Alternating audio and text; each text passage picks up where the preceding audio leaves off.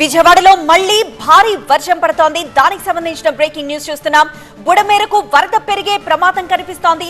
దీంతో అధికార యంత్రాంగం అప్రమత్తమైంది. జిల్లా అధికారులతో కలెక్టర్ టెలికాన్ఫరెన్స్ నిర్వహించారు. వర్షాలతో పల్లపు ప్రాంతాల్లోకి వరద నీరు చేరే అవకాశం కనిపిస్తోంది. దీంతో బాధితులను పునరావాస శిబిరాలకు తరలించాలని సూచనలు అందుతున్నాయి. శిబిరాల్లో సౌకర్యాలు కల్పించాలంటున్నారు కలెక్టర్ సృజన.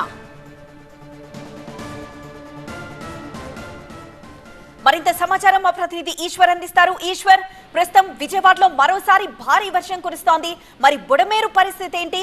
అలానే పునరావాస శిబిరాల్లో అన్ని సౌకర్యాలు కల్పించారా? ఇప్పటికే వర్షం వరదలతో అతలాకుతలమైపోయిన విజయవాడని వర్షం ఇంకా వెంటాడుతోంది.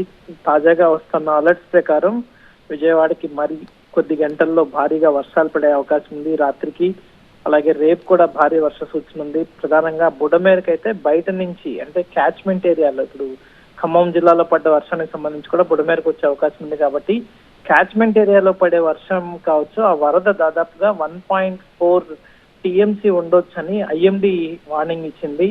సో అది చాలా పెద్ద వాటర్ లెవెల్స్ అవి. ఎందుకంటే ఆ బుడమేరు వాగు కూడా చాలా నేరో అయిపోయింది. గతంలో 80 మీటర్లు ఉండే ఈ బుడమేరు వాగు ప్రస్తుతం 20 మీటర్లకే కుదించేశారు. మిగతా అంత ఆక్రమణకి గురైంది.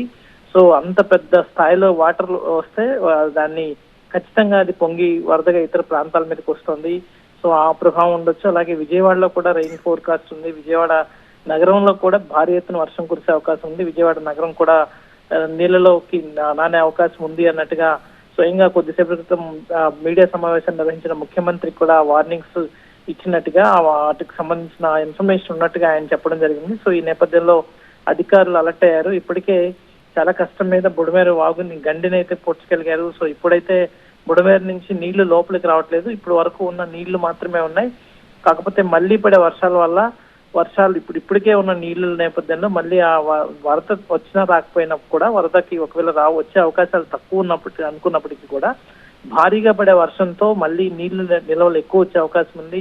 ఇప్పటికే ఒకవైపు దాదాపుగా 5-6 అడుగులు వీధుల్లోనే ఉన్న నేపథ్యంలో మళ్ళీ తిరిగి ఆ నీళ్లు కూడా జమ అయితే పెద్ద ఎత్తున నీటి నిల్వలు తిరిగే అవకాశం ఉంది. రోడ్లపైనే నీళ్లు ఉండే అవకాశం ఉంది. నీళ్లలోనే ఇల్లు కాలనీలు మగ్గే అవకాశం ఉంటుంది. సో ఈ పరిస్థితిని నివారించడానికి లోతట్టు ప్రాంతాల్లో ఉన్న ప్రజలందరినీ బయటకు తీసుకురావాలి, ఎక్కడైనా పునరావాస కేంద్రాలకు తీసుకురావాలని ప్రభుత్వం సాయంత్రం నుంచే ప్లాన్ చేసింది. జిల్లా కలెక్టర్ ఇటీవల కురిసిన వర్షాలు వరద నేపథ్యంలో చాలా అలర్ట్ అయ్యారు.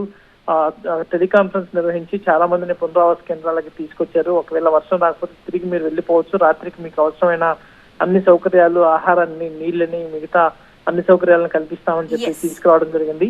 సో మొత్తానికైతే అలర్ట్ అయితే గట్టిగా కొనసాగుతుంది. ఈ నేపథ్యంలో అధికారులు కూడా అప్రమత్తమయ్యారు.